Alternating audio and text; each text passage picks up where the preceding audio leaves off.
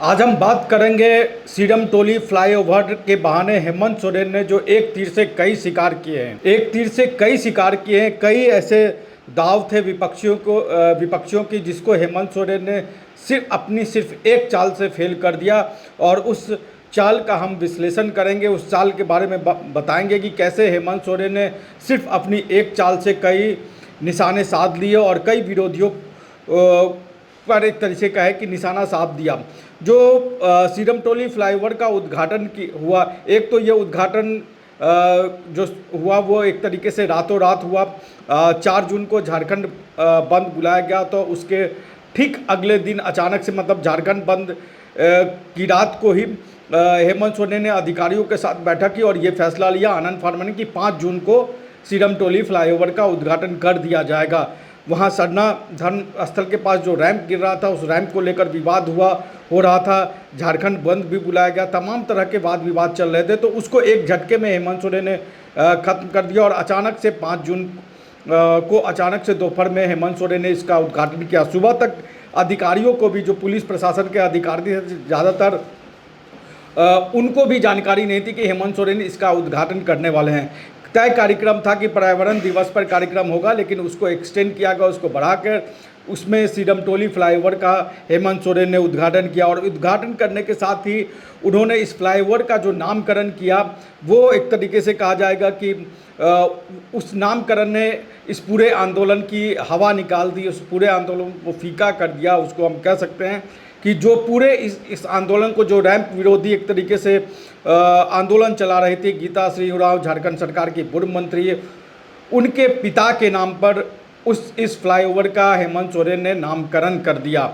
जी हाँ, जो डोरंडा सीडम टोली फ्लाईओवर है उसका नामकरण करते हुए कार्तिक उरांव के नाम पर, जो पूर्व सांसद रह चुके हैं और एक तरह के आदिवासी के बड़े नेता थे, उनके नाम पर इस फ्लाईओवर का नाम रख दिया। और इसलिए रख दिया ताकि एक तो इससे कार्तिक उरांव कांग्रेस पार्टी के बड़े नेता थे, तो एक मैसेज दिया कि गठबंधन के अंदर कैसे झारखंड मुक्ति मोर्चा और कांग्रेस एक साथ मिलके सरकार चला रही है। तो एक मैसेज अपने तौर पर ये दिया कि अपने गठबंधन के सहयोगी के एक बड़े नेता कार्तिक उरांव के नाम पर इस फ्लाईओवर का नाम कर दिया। दूसरी तरफ जो है इस पूरे आंदोलन की अगुवाई जो कर रहे थे गीता श्री उरांव, उनके पिता के नाम पर इस फ्लाईओवर का नाम कर दिया और आदिवासियों के एक बड़े नेता के नाम पर कर दिया। तो जो ये एक छवि बन रही थी कि सरना धर्मस्थल जो आदिवासियों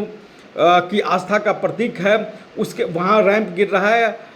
इस बात को लेकर लगातार विरोध हो रहे थे। एक आदिवासी विरोध छवि भी बनाने की कोशिश की जा रही थी, उसको भी हेमंत सोरेन ने एक झटके में फेल कर दिया। तो सिर्फ एक फ्लाईओवर के उद्घाटन करने मात्र से हेमंत और उसके नामकरण से हेमंत सोरेन ने जो इस पूरे अभियान को फेल कर दिया। और कार्तिक उरांव को लेकर जो लोग नहीं जानते हो, हालांकि आदिवासी समाज कि वो बहुत बड़े नेता रहे हैं और आदिवासियों के अधिकारों को लेकर वो लंबे समय तक लड़ाई लड़ते हैं। जो रांची में जो सरहुल के मौके पर जो जुलूस निकलता है, उस जुलूस की शुरुआत भी जो है वो कार्तिक उरांव ने ही किया था। और जो सरना धर्मस्थल जहाँ पर सभी जितने जुलूस निकलते हैं, उनका एक तरीके से सीडम टोली के पास जो सरना धर्मस्थल है वहाँ मिलन होता है।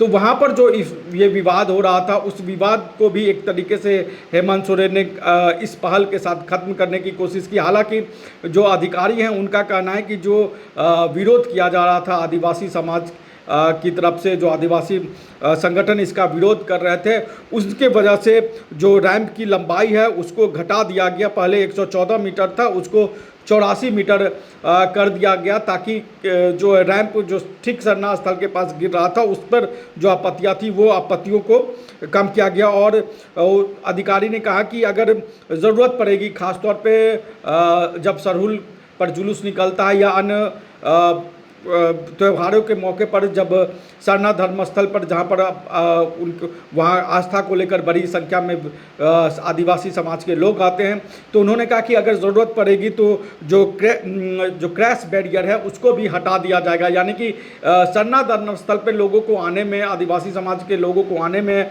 वहाँ पूजा पाठ करने में किसी तरह की कोई परेशानी नहीं हो, इसका पूरा ख्याल जो है वो रखा गया है।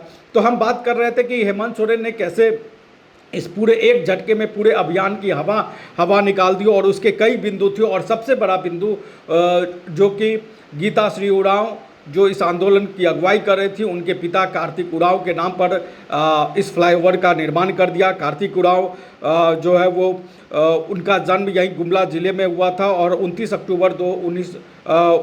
अक्टूबर 1924 को उनका जन्म हुआ था। वो इंजीनियरिंग की पढ़ाई करके वो विदेश से लौटे थे। उसके बाद जवाहरलाल नेहरू जो उस समय तत्कालीन प्रधानमंत्री थे, उनके कहने पर उन्होंने HEC की नौकरी छोड़ दी थी और राजनीति में वो आए थे।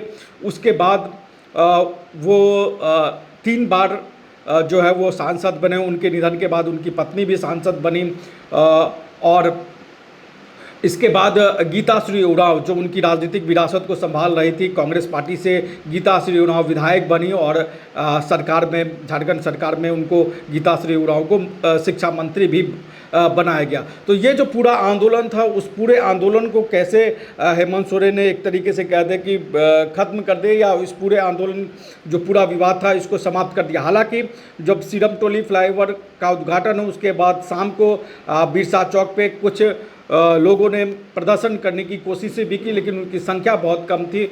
बहुत कम संख्या में अपना विरोध जताया बिरसा चौक पर 5 तारीख की शाम को वो, लेकिन उसका असर कोई देखने को नहीं मिला। और एक तरीके से कहा जाए तो हेमंत सोरेन ने अपने तीर से तमाम निशाने साध ली हैं, और सभी निशाने को बहुत ही कहे तो बहुत ही साधे हुए तरीके से साधा है। और बीजेपी की तरफ से भी जो आदिवासी विरोधी छवि की बातें की जा रही थी, बाबूलाल मरांडी या बीजेपी के अन्य नेता जो निशाना साध रहे थे सीरम टोली फ्लाईओवर के बहाने, उनको एक तरीके से हेमंत सोरेन ने समाप्त कर दिया।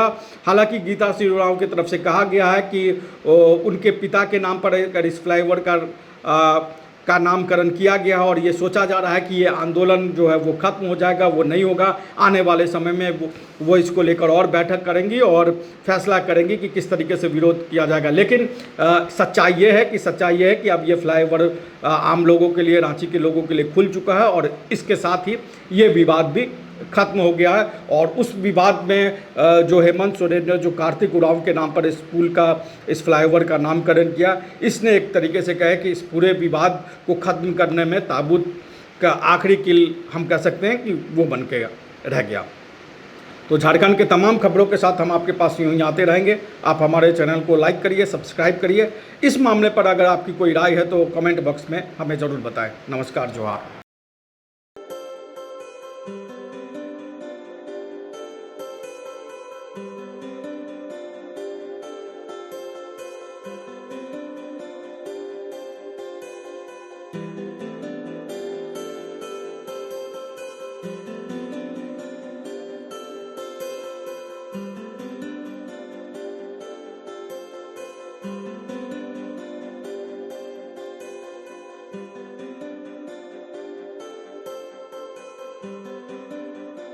Thank you.